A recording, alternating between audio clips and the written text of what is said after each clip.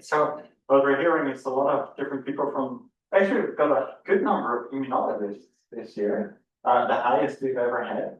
But we have people from biostatistics, epidemiology, PBE, and no one from MNG this time.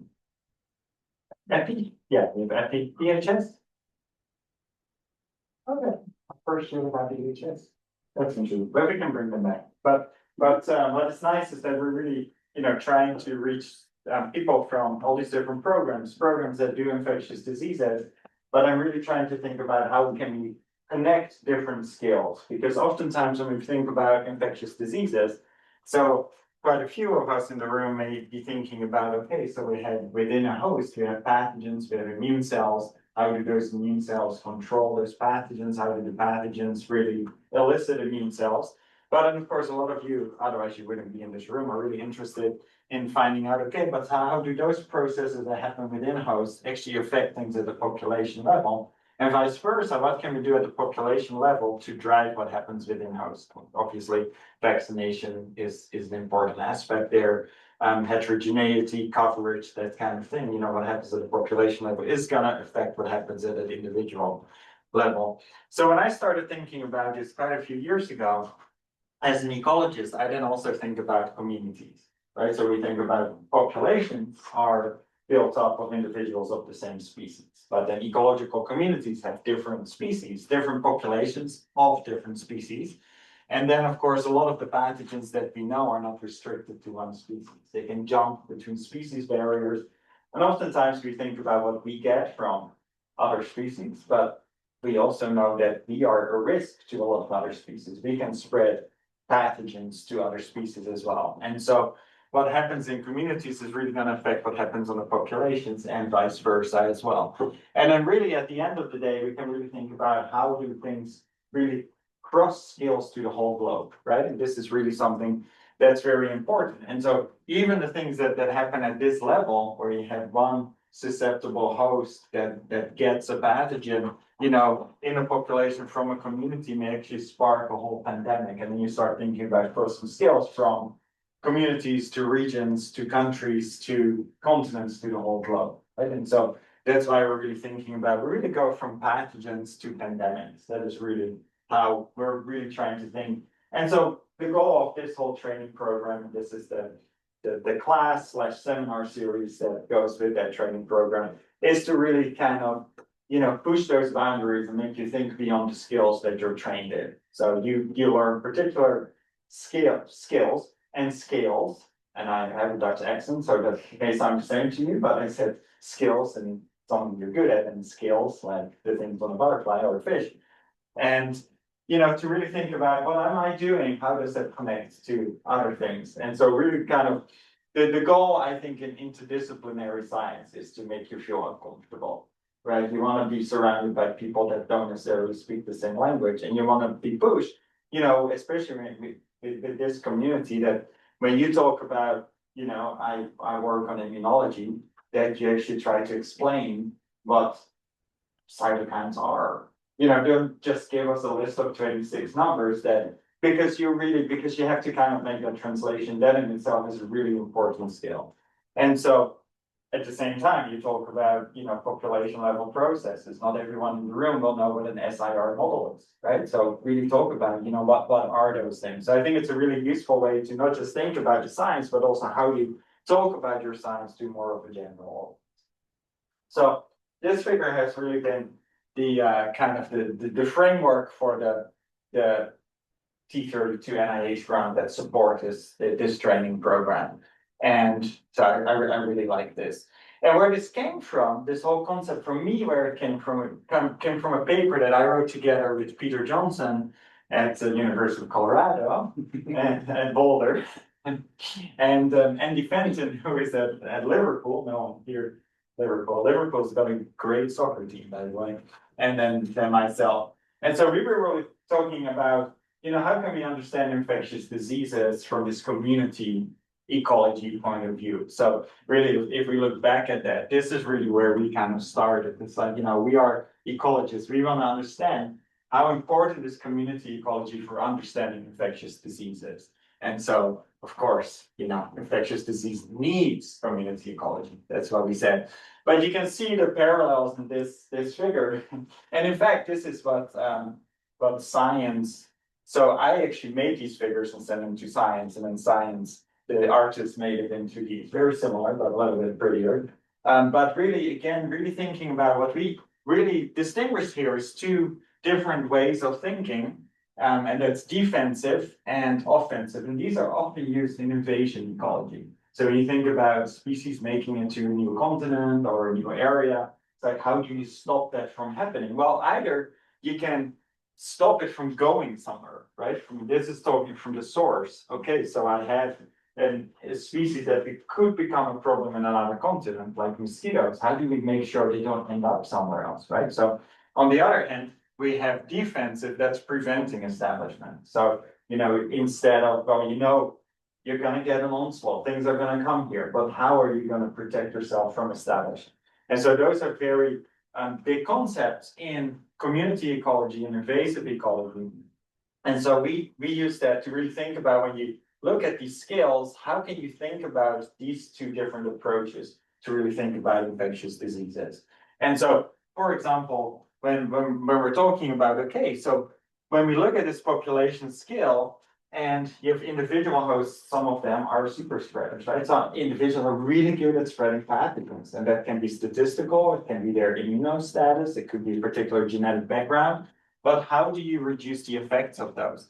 And sometimes it's none of those, it's actually a social interaction, right? So this is what we saw during the spread of Ebola during many outbreaks, right? It's a really important aspect of the transmission is the burial practices that are not sanitary. So actually implementing sanitary burial, that means you're not going to spread it, right? So that's an offensive strategy. So then when we go from populations to communities, this is where something like bait or vaccination comes in, or culling individual species that are really good at spreading diseases. So when we see this, for example, in areas where there is a lot of rabies, there's still a lot of areas around the world where that is. And so vaccinating foxes or domestic dogs to really reduce the spread to other species in that community. And, whether that's humans or other species. Then there's spatial buffers, and this is really what we're thinking about. We have communities, we have these regions. And so this has been done, for example, with Nipah virus, when you look at areas where that occurs, because how does that spread? It really goes from these fruit bats that, basically poop. And there's pigs right there, they eat the poop, they get infected, and it goes from the pigs to humans. But it turns out you can actually create buffers. So this is a spatial scale, right? So where you say, okay, well, the bats are there, I'm not gonna have the pigs right underneath the trees, right? I'm gonna make a buffer. And so sometimes these solutions are really quite simple, right? And straightforward if you understand the processes that are going on. And then preventing dispersal among region. So one example I like there is limiting the international tire trade.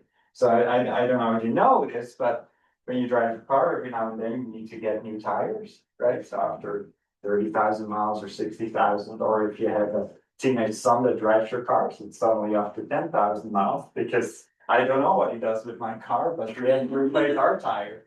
So where do those used tires go? Well, we just ship them off to countries that pay a little bit for them. And so tires are actually, if you've ever been in a tire swing, there's always standing water in them, you can't get it out. Great breeding habitat for mosquitoes.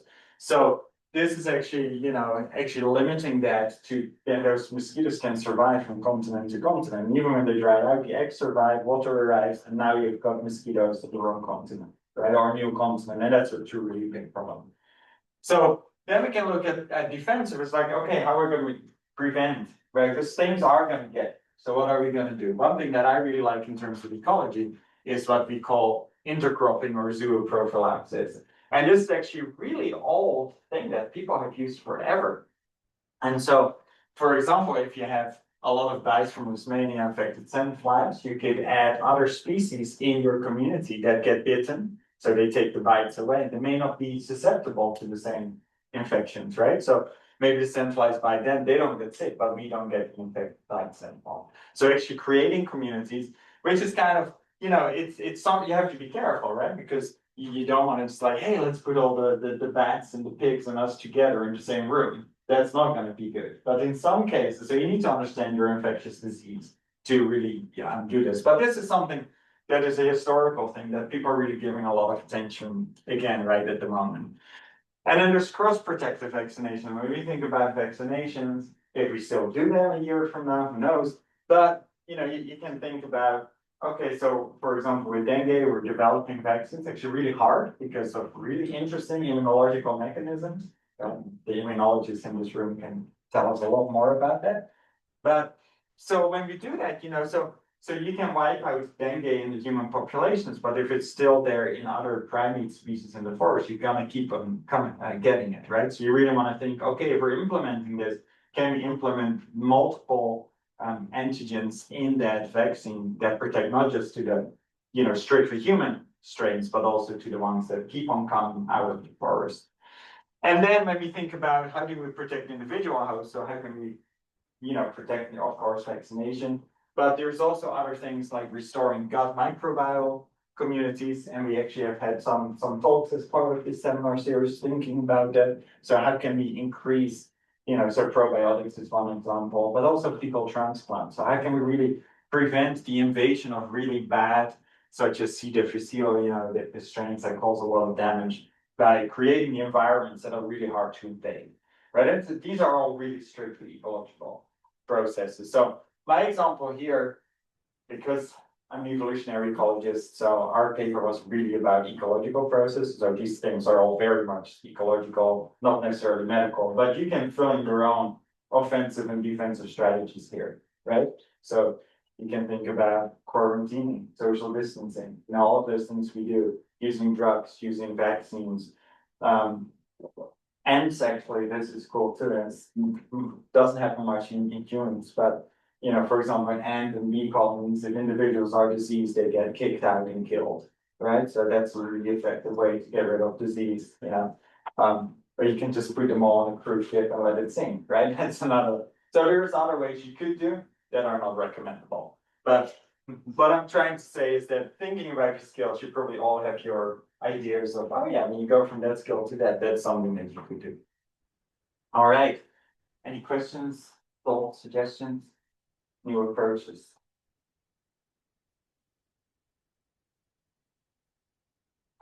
Ecology is cool. And this was my main contribution to this paper. I'll put these examples together. But what I do want to do is give you, yes. Wondering if you could give a little bit of a historical perspective. I mean, I forgot when that paper was written. Too long ago. Too long ago. Yeah. But how you? I can't remember either. It doesn't say here. I remember reading it when I felt younger. Right, when you were in kindergarten. Yeah, it's very, very popular in kindergarten. Yeah. But I was wondering if you would speak on like how you've seen kind of this cross integration approach over the last X number of years since you wrote that paper. What are the ways in which you think? Yeah, I think it's just becoming way more integrated and just I think, at the time it's what's it? 2004, no, 15, something, it's probably around 10 years ago. I think maybe it was later, I can't remember. It was in the teens. I think at the time it was really still kind of novel, but I think now when you go to talks and you hear people talk, a lot of this happens. They may not emphasize it, right? So I think it's become also when you go to the ecology and evolution of infectious disease conferences, there's often symposia on processes still. And then you actually see a lot of funding calls as well that really, and not just within infectious disease, but in terms of biological organization across scale. So the last 10 years, I think we see more and more of it. So I think it's definitely a topic that is becoming more popular. And really, from a pragmatic point of view, I'm wondering when the day is going to come that we send this to NIH and say, yeah, plus newer factors, we all do this. That would be cool. As well as annoying at the same time, right? But I think I think it's just becoming more second nature to think of these things. Yeah. Actually built it in 2015. 2015. Yeah. So 10 years ago plus a few weeks. Yeah, that's, you know, Whatever, you have time for the 10-year I, anniversary. I really, yeah, I mean, it's still, but. Yeah, the rule of thumb is you shouldn't really present papers that are that old, but if they're classics, you know, I mean, we're still talking about the origin of species, you know, and what's the epidemiology guy, not from Game of Thrones, now I can. Oh, Jon Snow. Jon Snow, yeah. Lance Waller always brings up Game of Thrones when he talks about Jon Snow. So that's still a seminal, you know, so if it's seminal, you can still talk about it. All right, so I'll move on to the next seminal study. I think this is from 2018, so less than 10 years ago. But the reason I want to present it is that this has really kind of shaped my thinking a lot. And it also goes back to my PhD research because I started working on malaria, and that really shaped my thinking about these crossing skills. And when I came to Emory, I was excited because we could actually explore some of the things I had done in mice in the lab in humans. And so we did it together with Kumar, who is now retired. And Mary Bushman was a graduate student in PDE in my lab. You can see she even helped with some milkweed in the greenhouse because most of what we do is smaller butterflies. And then Rustam was Mary's other advisor, really helping with the theoretical framework that I'm going to talk about. But this was a project that I really like because it really for me, it really talks about how do you think about processes, and again, ecological processes. So we're going to talk about ecological competition within hosts. How does that scale to populations, and what is the feedback? So how do these things, you know, affect each other, and what sort of things can be explained? And if we don't understand what happens in terms of that ecology within a host, what are we missing?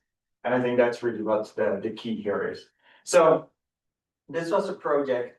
The main project I'm going to talk about was based on Plasmodium falciparum, which is the most important, most virulent of the human malaria parasites.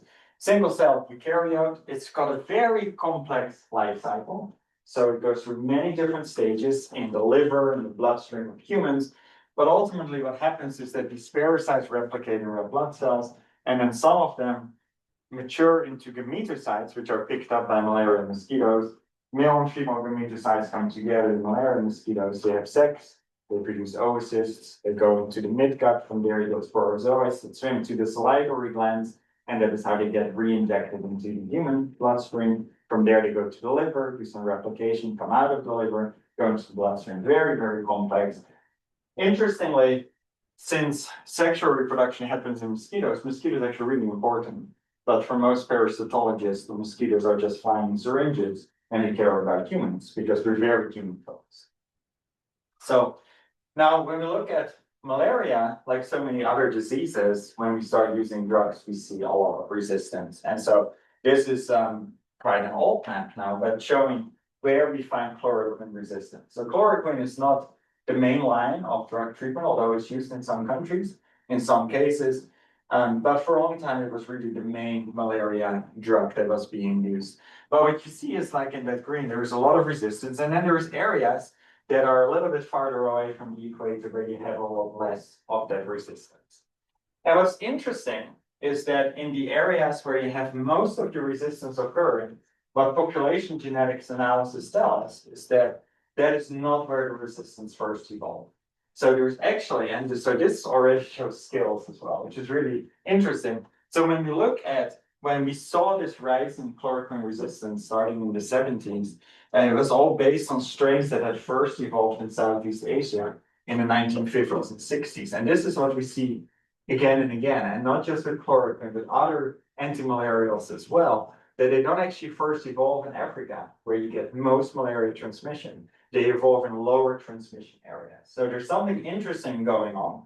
And what I'm going to try to persuade you of is that that's an ecological process that happens within a host that is driving this kind of counterintuitive idea, right? We should think, well, where there's most, that's where the resistance is going to evolve.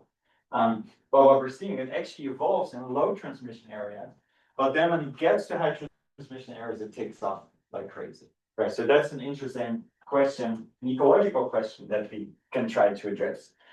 And so probably a lot of you know, when I started my PhD, and I started my PhD in 2002. So I don't know if that coincides with your kindergarten or not. No? But some people think that's a really long time ago, and which it is. But at the time, I still had to persuade people that when you look at infections, it was often not just one strain. People thought you're sick, there's just one thing there. But now we know, and already then we knew that when you look at the antigens, and now of course we can use PCR, there's often a whole mix of different strains. How do you define strains? That's a really big, important question. With asexual parasites is actually easy. You've got asexual populations, they're all clones of each other. So then you can say there's different clones within that infection. But yeah, so what we see is that in malaria, as well as in a lot of other pathogens and parasites, there's not just one genotype. There's multiple genotypes circulating inside that host. And so we refer to that as the multiplicity of infection, often abbreviated as MLI. And what we also know is that when we have higher transmission intensity, what we mean with that is that you're going to have more infectious mosquito bites, right? So you're in an area, you get bitten, and those, there's much more malaria in those mosquitoes, so you're going to have more infectious mosquito bites. And so what we see in nature is that when there's more transmission, we get more super infection. So that's individuals that are already infected, they get a second genotype or a third or a fourth or whatever. And so that really increases the number of circulating strains within individuals. So what that means is that, we're really talking about a population of different parasite or pathogen genotypes, right? So that's already thinking about this from an ecological point of view. And so what that means is when you have that, then ecological competition becomes important because you're going to have different strains. They have to share the resources, and resources are always limited. There is never unlimited resources. And so then the question is, okay, so are you going to have competition in these cases? And if there is competition, can you actually get suppression of resistant strains by sensitive strains? And if that is the case, can that then explain what we see in nature? And especially that we don't really see the emergence of drug resistance in a high transmission area, where probably competition is more frequent, because if you have more transmission, you're going to have more different strains and individuals, more competition. And you would expect less in areas where there's lower transmission, because you're more likely to just have one parasite in effect. So that's the question we're addressing. So this goes back to one of my first papers in the malaria journal. So this is exciting. There's a whole journal just for malaria. It's not a predatory journal. And it would have been called malaria if it had been. It's malaria journal. So that's good. But so I did a lot of experiments, and this, so I'll talk you through this. So we use these black mice, C57 black mice. The immunologists in this room will recognize that name. Yeah. And so what we did is we infect mice with parasites. So I'm looking here at untreated mice, and what we're seeing here, this is a resistant strain on its own. And you see they replicate really rapidly. And this is a 10-log scale, right? So we go from not detectable to millions of parasites in less than a week. And so you reach a peak, then they go down. And this is this is related to running out of resources, but also the immune system kicking in. And then oftentimes they go down and they come back. And this has got to do with antigenic variation. So you've got immune responses, they start very generic, they become more specific. And because they're specific, there's now different parasites that change their antigenic code, they can come back up. So we call this recrudescence. So, but that solid line that happens on its own, dashed line, this was the time it was really expensive to print color, when we submitted papers, that's why it's dashed and solid, because journals were actually still printed at the time. And but you see, when it's together in a mixed infection with sensitive strains, this is a big difference, right? So the dashed line much lower, although it comes up a little bit higher there, but overall, the number of parasites produced by the resistant strain is really strongly suppressed by the sensitive strain. Now, if you look at drug-treated mice, there's no difference whether the resistant strain was on its own or together with the sensitive strain. That makes sense because the sensitive one gets cleared, the resistant one, that's fine. So this is really, in that sense, a proof of principle in a very easy to manipulate system to show that there is competition and that sensitive parasites can suppress drug-resistant parasites.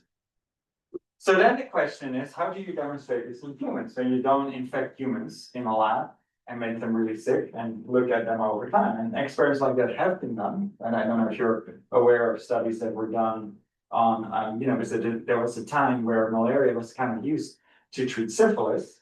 And this was not very, well, it was tried out, right, in unethical ways.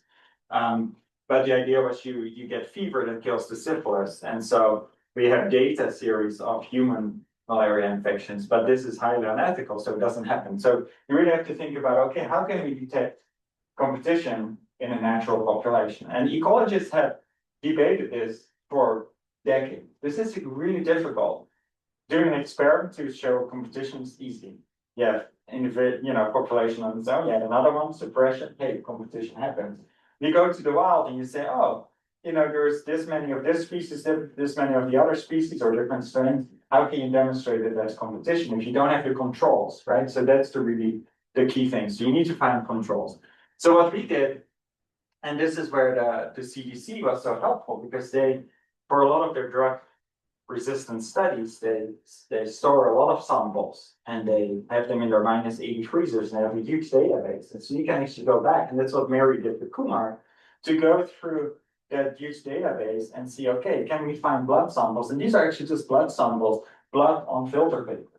And that's enough to actually get enough DNA out of that to detect parasites, but also to detect if they're resistant or not. And for chloroquine, that's really easy because we know very clearly about the genus that makes them resistant. And that is the PFCRTD. And so then what we can do here is we have these children, we collected them before treatment. We want to make sure we're looking at untreated children, because of course, when you put a chloroquine in, it's going to change everything that's going on. And then we use quantitative real-time PCR to quantify resistant strains and sensitive strains, right? But when I say that it's a chloroquine sensitive genotype, that could be different strains of malaria, right? Could just be different strains that are all sensitive. So what we're going to look at is really an underestimate of the number of strains in these individuals.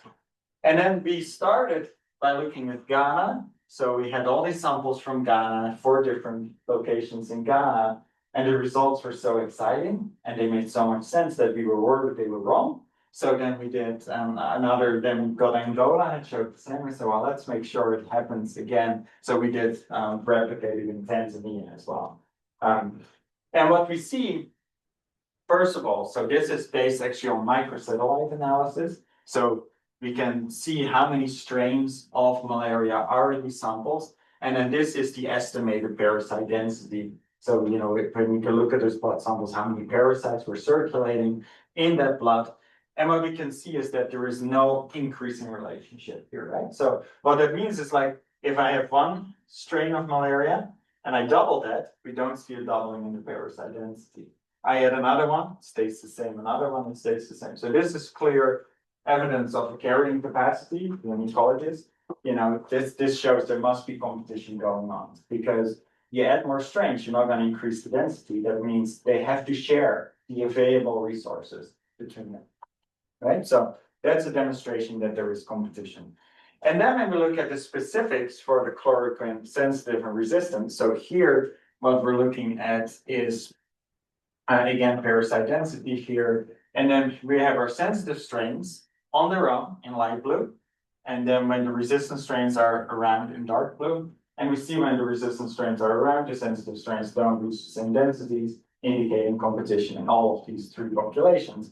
And it's the same for the resistant strains as well, right? So resistant strains on their own in light red, and then when they have to share the host with the sensitive parasites in dark red, very big reductions. And again, these are log scales, right? So they're really quite big reductions that we are seeing.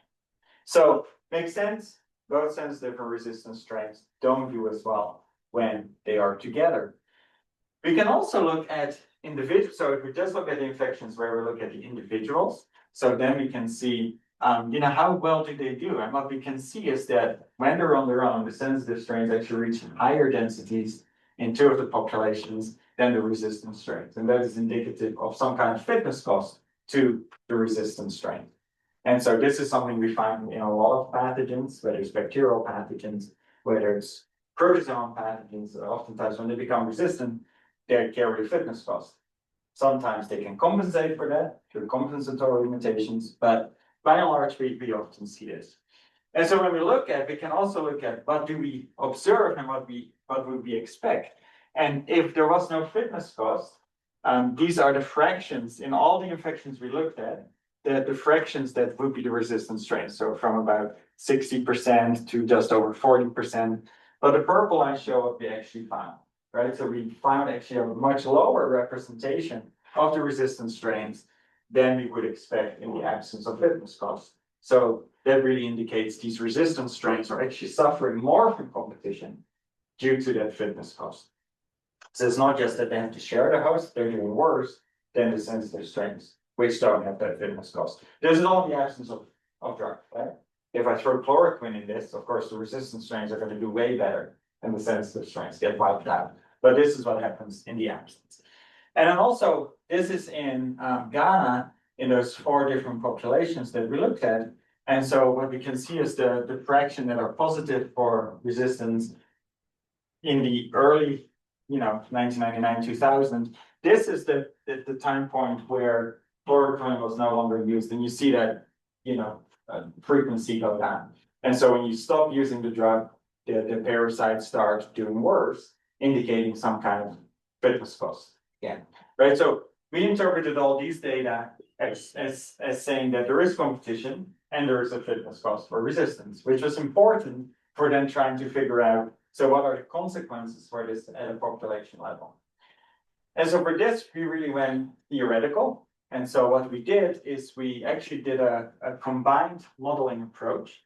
So we had we looked at individual humans, and that is where we used differential equations to really think about what happens to parasite dynamics over time within an individual host, what happens to immune cells over time. But then we also had this agent-based model. So those individuals were then part of an agent-based model. And so agent-based models are models where you basically, you simulate this population. And in this case, we had 400 humans and 12,000 mosquitoes. So every human is unique in that it has particular starting conditions, it gets infected, then you track over time what the parasites are doing, what the immune cells are doing. Then you also release 12,000 mosquitoes into this model. They bite at different times. If they bite an infected individual, they take up parasites. Then 2 weeks later, they are infectious. So if they survive that time, they will bite another individual. Then there's certain probability that they will infect that individual. So what you're really trying to do here is really looking at what happens within the host with very deterministic modeling. And then what is the consequence going to be at the population level, which is more stochastic modeling, because there you get, what is the chance that someone runs into a mosquito? What's the chance that the mosquito actually made it, 14 days after biting? Maybe it died after 10 days. It's never going to infect a human again. So that was a very fun combined approach. And so when we look at what happens within hosts, what is nice about this is that we had those data from those syphilis patients, the unethical study, and also a lot of the mouse studies that kind of told us what we were expecting. So to give you an idea, so here we have a case where we have sensitive strain gets introduced on day 0, it goes up, it goes down. And so again, this is very much like the mouse experiments I showed you were stopping around this time. But here we're looking at human infections, which can last hundreds of days. And so they go down, you get antigenic variations. So some parasites change the antigenic code. They can now avoid the existing immune response. So they grow up, the immune system catches up, parasites go down, they change their code, and so you get this whole oscillation. Basically like predator-prey dynamics that we see in ecological studies. But so if we have this, and we have high cross-reactivity, and this is important too, right? Because a lot of the control of these parasites is due to the immune system. So the question is, if we get immunity against one parasite, how is it going to affect another parasite? If there's high cross-reactivity, immunity against one is going to stop the other parasite as well. And we see that here. We introduce a resistant parasite, like, a few days later, it can't even get it. Because the immunity that exists is just stopping the parasite as soon as it comes in. So if we wait longer, however, so here we wait 100 days, and now you've got a lot of that immunity is waned. Now the parasite can come in. But it's still not doing very well compared to what parasite would have done on its own. So if we have lower cross-reactivity, that makes sense. So now we have immune responses that are very specific to particular strains, which means another strain can come in, it's not affected by that same immunity, so it can take off, and we see that, and then it's actually becoming the dominant infection in that individual. And that's also the case if you bring it in later where that immunity has waned.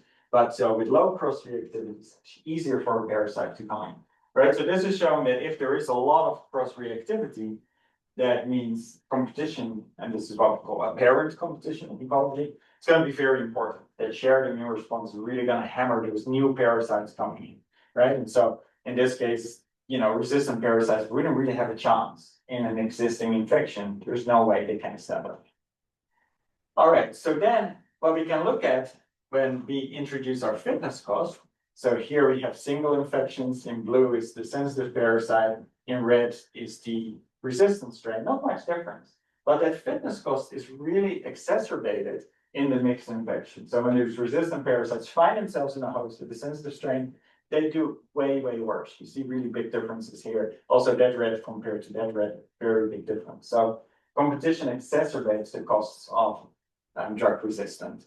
So it just makes them way more vulnerable to that competitive suppression. So the nice thing about all of these is that it's like we have done a lot of mouse experiments that I did during my PhD and other people have done, and then a few of those human studies, that these are things that we do find. So it really did, it basically just showing the model makes sense. No model is real, right? Or perfect, but at least it explains a lot of the things that we see in real infections. Okay, then at the population level, how does our model do? So one of the things that we do is we look at transmission intensity. This is the bites per host per day in our simulated population. And then we look at, there's more bites, infection prevalence goes up. Perfect. That's what we expect. That's what we see in epidemiological models. So that's nice. And then also we can see that the frequency of mixed infections goes up. That's good. We know that too. Because when we go to areas with lots of transmission, we see more mixed infections than say we go to Southeast Asia, where there is not a whole lot of transmission going on. And so you see that as well. We can also reproduce the age structure, which is very cool as well, because what you see, and this is true for a lot of infectious diseases, that if you have high transmissions, here we have very high transmission, and you look at how resistant are different age classes. So we see the first few age classes up to a year, those children get a lot of malaria, but then by year 3 or year 2 already, that density goes down. And that's because they have been exposed early in life, they get their immunity, and so they're not going to be affected as much later in life. In low transmission, you see there's much slower drop off. So it takes way more time to get the right vaccination, natural immunity, acquired immunity. It's like a type of vaccination, right? And these are the age structures that we see in real populations as well. So it's nice that our model could, reproduce a lot of the things that we see in natural populations. So with that all in mind, then we could say, okay, let's now ask the question, how does this competition affect the emergence and the subsequent spread of drug resistance? So here, I'm starting simple, no fitness cost, and no or low selection. That means we're not using drugs, right? So when I mean selection, I'm saying that is drugs that should favor the resistant parasites and disfavor the sensitive ones. But we're not having that here. Low transmission. And so what we can do over the course of 12 years, look at that human population, look at the number of hosts that are infected and who they're infected with. And what we do is we introduce the resistant strain here at the very start. You see it just cannot come in. And so what that really suggests is, there's low transmission, these sensitive parasites, there is no selection, these resistant strains just don't really come in. In high transmission, it's nice, we have more infected humans. The resistant strain really has no chance. It goes in there, it's like, it burns out straight away, right? So that's because you're gonna have a lot of competition here in high transmission. Pretty much most individuals that a resistant strain infects already have sensitive strains. So that resistant strain is not going to have much chance. Now this is with high cross-reactivity. If you lower the cross-reactivity, there is a chance of the parasites to come in. But the cool thing here is only low transmission area. So when we have low transmission and low cross-reactivity, so that means that the resistant strains that come in, they often will find themselves in a host without an existing parasite, but if they do, there's not much cross-reactivity. There is an increase over time. It's slow though. It's, it takes more than 12 years for that resistance to really get to levels where it starts taking over the sensitive strain. But when you have high transmission, there's just no way. They already come in, right? And again, that's that competition driving that. The sensitive strains really suppressing.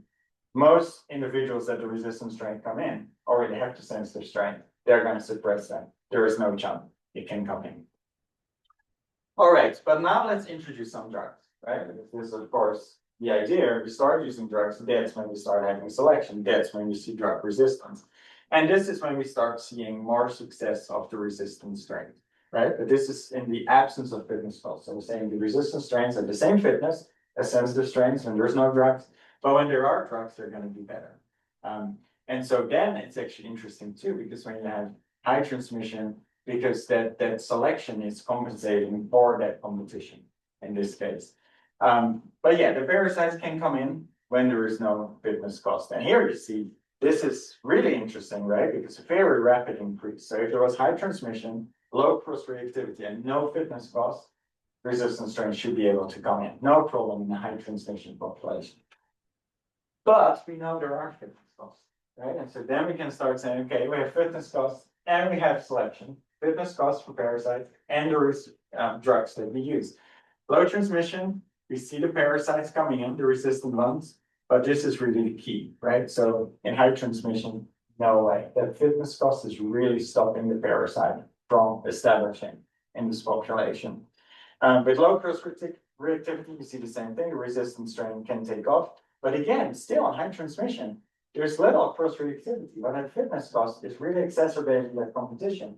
That parasite is not taking off, right? So this really explains that pattern that we see. We see that emergence of drug resistance in low transmission areas, not in the high transmission areas. And so what these data suggest to us is that the combination of competition and a fitness cost is really what stopped those parasites from establishing. But once it's there, we can look at, once it's there, high transmission is really gonna favor it, right? Because now we have, because what's gonna happen, I'm gonna have very strong selection, high transmission, basically going to treat all those infections with drugs. And so I'm removing that competition. I'm removing the sensitive strains. And now, because there's so much transmission, these resistant strains, spread like wildfire. And this is what we see, right? Because we see the emergence in low transmission areas, then they make it to high transmission areas and they really go through the roof. So, yeah. Have you thought about using this model, like kind of reversing the trend where you've got the resistance strain already there, and then you make stop using that drug because everything is now resistant, and then you reintroduce. Yeah. No. Yeah. Well, I mean, I've thought about it, but Mary, who did this project that she was done with her PhD, and the code thing. I'm curious. Yeah. Like with the blue one, Yeah. where you overtake the population. Because that's what we saw in Ghana, right? When you stop the drugs, you start seeing the sensitive strains coming back, the resistant ones disappearing. So yeah, in a case like this, you would go up, but then would it go down again? We could actually pretty easily do that. I think it's a fun question. Yeah, that's a great question. I don't know why we, yeah, well, I know why we didn't do it. Your first line of drug becomes your last line drug, and then it becomes, Yeah, it can be an emergency like. exactly, and that's what happens, right? Because in places where they've used chloroquine and they stopped it, now they go back to it because the resistance is gone. Mhm. We know it's gonna come back, but it at least gives us some time to treat it. Great question. Yeah. These are essentially the same. So at this point, whether you have high or low cross rate doesn't really matter. But I like that. So my summary for this is that I think we have good evidence that there is within-host competition in human malaria, definitely in mice where you can manipulate. Inference, from these cross-sectional studies suggests it happens in human malaria too. And then, when we see it at that model, really that competition can really reduce the establishment of drug resistance, even when there's no cost of resistance. And of course, that apparent competition, that is the competition driven through the immune system. That's very important for the spread. And that's actually also important when you think about you go from one region to another.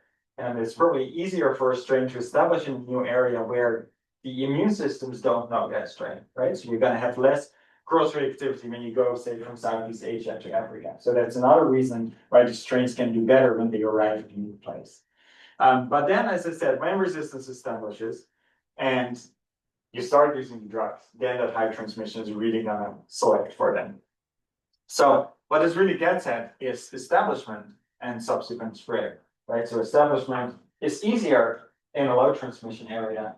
Then when it moves to high transmission, the subsequent spread will be faster again. But I think the reason I like to start the semester with this particular example is that for me, it really ties those different processes, right? In the population, the within host dynamics really importantly driving what happens to the outcome of those resistant strains, how they end up in mosquitoes or not, and then looking at the population, but then it feeds back. Right? What do you think? Because the population mostly consists of individuals that are sensitive strains. So resistant strains getting in there is already gonna find those hosts occupying, right? So it's an interesting way to this is, actually kind of an example of a nested epidemiological model. And so people have thought about this a lot. And the difficulty is that, you have to use different modeling approaches. You got your differential equations together with a agent-based model. So combining that expertise really required someone with a lot of math skills, which Mary was, not me, but she was. So together with Kristen, I kept on thinking about malaria. So that makes sense. This is what we showed in mice. That doesn't make sense. And then they were really so good at the hand, but it's fun to think that way. So yeah, that's me for it. So we have some time for questions. Comments. I have one question, just because I think I need to look at this figure more to understand it. You had a figure that showed that the parasite load did not increase as you increase the number of strains over the Yeah.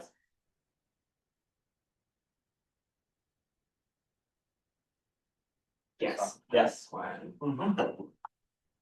So I'm trying to understand like what each data point is. Oh, right. Because Yeah. it looks like as the MOI increases, that you don't see as many sensitive strains, which was interesting because of the fitness costs that you were talking about. That's That I would true. expect that as the MOI increases, you could actually see the resistance strain drop off more due to the competition. But maybe that's like due to the sampling and Yeah. how the data points are. Yeah, so the data points are individual samples, right? So an So individual person. And these are all children studies. So you look in this particular individual, we only found evidence that it had one strain based on microsatellites, and that strain was the sensitive one. This individual here also, we only found one strain, and it happened to be a resistant one. And so when we go, of course, we don't detect very many that have more than 5 or so. So I think then it becomes more stochastic. It could also be that, actually without the sensitive ones, it gives the other ones the opportunity. Okay, so it could be that yeah, 'cause it seems like you have a fair number with 3 different. Yeah. Well, yeah, 3 different strains. Yeah. So it seems like for those that have 3 or more, it's unlikely to be susceptible only. Right. But yeah, maybe it's because they're resistant is the one that came first. Yeah. There have been similar studies. I looked at how like Parkinson resistance may emerge, because when you were talking about how like chloroquine resistance kind of emerged in Southeast Asia instead. Same for, artemisinin also started in Southeast Asia. From what I remember, that's much more recent. But we know it happened for pyrimethamine sulfadoxine as well. So it's a general pattern where we find that it first arises in low transmission and then takes off in high transmission areas. And that's all based on population genetic studies.